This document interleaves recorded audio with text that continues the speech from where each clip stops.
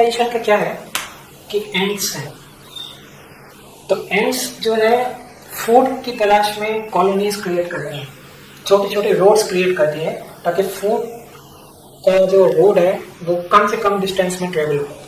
तो यहाँ पे ऑप्टिमाइजेशन है, ऑप्टिमाइजेशन का सिर्फ दो मीनिंग होते हैं, या होते हैं मैक्सिमाइज या होते हैं मिनिमाइज। ठीक है, तो ऑप्टिमाइजेशन का मीनिंग है या फिर आप फंक्शन को मैक्सिमाइज करने की कोशिश कर रहे हो या फिर फंक्शन को मिनिमाइज करने की कोशिश कर रहे हो।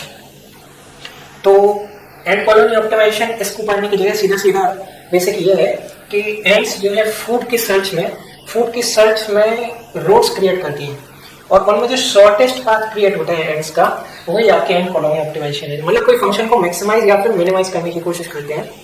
तो एंड कॉलोनी ऑप्टिमाइजेशन बुक के फॉर्म में क्या है, what is ant colony optimisation? तो ये मेटा ह्यूरिस्टिक एल्गोरिथम है।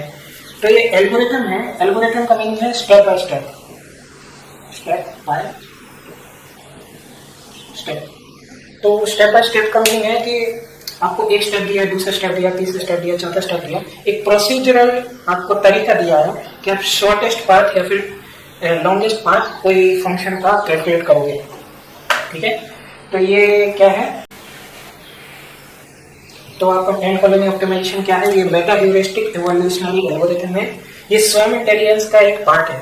ठीक है, तो मेटा ह्यूरिस्टिक का क्या मीनिंग है?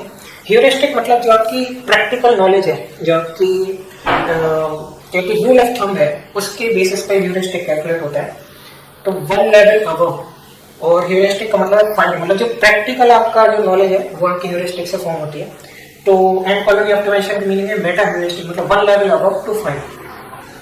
और ये लिखा है एवोल्यूशनरी एल्गोरिथम। तो एवोल्यूशनरी एल्गोरिथम का क्या मीनिंग है? जो आपकी बायोलॉजिकल चेंज पर डिपेंड करता है, जो आपके नेचुरल वर्ल्ड में जो एग्जिस्ट करते हैं उनके बेसिस पे आप कोई एल्गोरिथम को फॉर्मुलेट करते हो जो कोई फंक्शन को मैक्सिमाइज या फिर मिनिमाइज करने की कोशिश करता है, वो है आपका एंड कॉलोनी ऑप्टिमाइजेशन।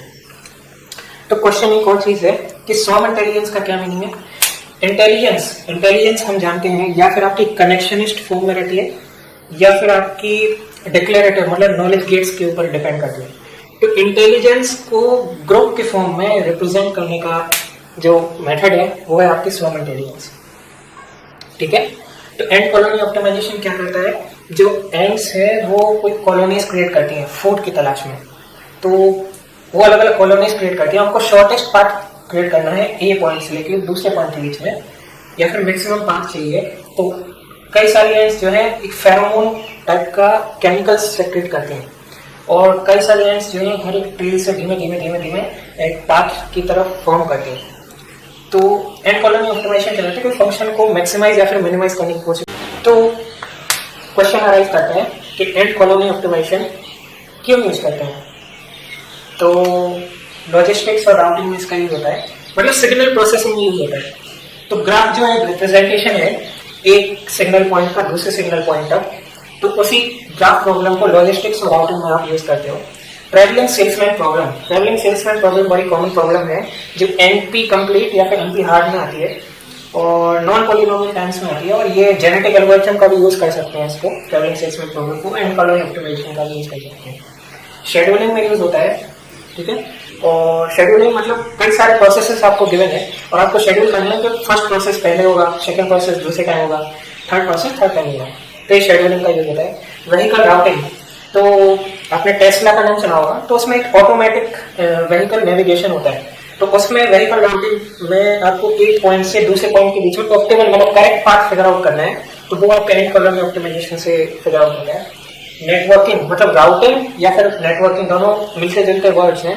नेटवर्किंग और ग्राफ थ्योरी में बहुत स्ट्रॉन्ग रिलेशन है और कई सारे आर्टिकल्स हैं जिनमें ग्राफ थ्योरी का नेटवर्किंग में यूज किया गया है। एंड कॉलोनी ऑप्टिमाइजेशन क्या करता है कि फंक्शन को मैक्सिमाइज या फिर मिनिमाइज करने की कोशिश करता है कि एक पाथ से लेकर दूसरे पॉइंट के बीच में सबसे करेक्ट पाथ क्या है, जो सबसे मिनिमम टाइम कौन सा लेगा। तो ये आपका नेटवर्क क्वेश्चन है कि एंड कॉलोनी ऑप्टिमाइजेशन काम करता कैसे है, हाउ। तो ये foraging behaviour of and colonies, तो कई सारी एंड्स हैं और वो कई सारे पाथ्स क्रिएट करती हैं एक डेस्टिनेशन से दूसरे डेस्टिनेशन के बीच में जाने के लिए। तो फूड की तलाश में, खाने की तलाश में वो कई सारे कॉलोनीज में जाती हैं, तो हमको शॉर्टेस्ट पाथ करना है पॉइंट ए से लेकर पॉइंट बी के बीच में। तो इसके बेसिस पे एंड कॉलोनी ऑप्टिमाइजेशन वर्क करता है। तो ये काम कैसे करता है? Foraging behaviour of and colonies. Foraging मतलब खाने की तलाश में एंड्स कई जगह जाती हैं और मैं ए पॉइंट से लेके बी पॉइंट के बीच में जो शॉर्टेस्ट डिस्टेंस है वो आपको फिगर आउट करनी है। तो इसमें काम करती है ये फेरोमोन। फेरोमोन एक केमिकल्स है जो एंड सिक्रीट करती है, जिसके बेसिस पे कई सारी एंड्स एक ऑप्टिमल पाथ की तरफ, जो आपका करेक्ट पाथ है उसकी तरफ जाने की कोशिश करती हैं। तो हाउ मतलब कैसे कम्युनिकेट करती है, मतलब एंड कॉलोनीज फॉर्म कैसे होती है, वो मैं अभी एक्सप्लेन करता हूँ। तो एंड कॉलोनी ऑप्टिमाइजेशन को एक्सटेंडेड मतलब काम कैसे करता है? सबसे पहला क्या स्टेप है कि जितनी भी एंड्स हैं, अपन इमेजिन किया है कई सारी एंड्स हैं, वो सारी की सारी अपने नेस्ट में है। तो हम क्या करेंगे, जितनी भी सर्च है वो सारी इक्वल प्रोबेबिलिटी, जो पाथ में सबकी बराबर प्रोबेबिलिटी है, उनसे स्टार्ट करेंगे। ये जो आर आई है इसका मीनिंग स्ट्रेंथ, मतलब जो फेरोमोन की जो वैल्यूज है वो आर आई पे डिपेंड है। तो अपन ने एक ग्राफ क्रिएट किया है वर्टिसेस और एजेस का। तो आर इंडिकेट करता है फेरोमोन वैल्यूज, जो एक एंड जो है एक ऑप्टिमल पाथ क्रिएट करती है। तो ये आर आई इंडिकेट करता है कि उसके एंड्स का जो फेरोमोन है, एक आई मतलब वन वर्टिसेस का सेकंड वर्टिसेस के बीच में जो आर आई है वो स्ट्रेंथ को इंडिकेट करता है।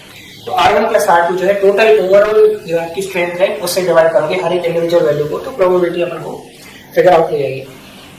ठीक है, फिर जिसकी प्रोबेबिलिटी सबसे हाई होगी, ठीक है, जो पाथ में सबसे ज्यादा हाईएस्ट प्रोबेबिलिटी कैलकुलेट करेगा उसको ऑप्टिमल पाथ को अपन कंसीडर करेंगे।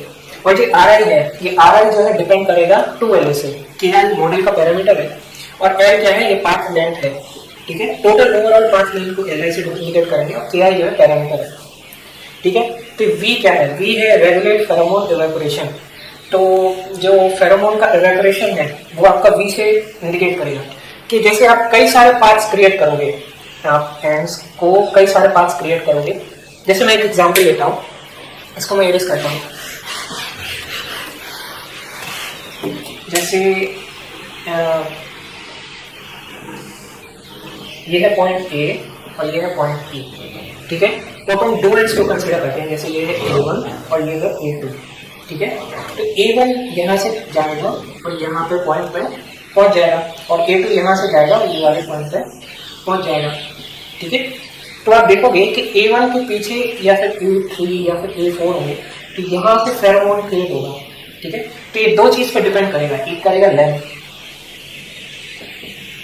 तो आप जनरली अज्यूम करो कि पॉइंट A से लेके पॉइंट B के बीच में जो लेंथ है वो ये वाली 1 है और ये वाली 2 है। तो 1 वाली सबसे शॉर्टेस्ट लेंथ है।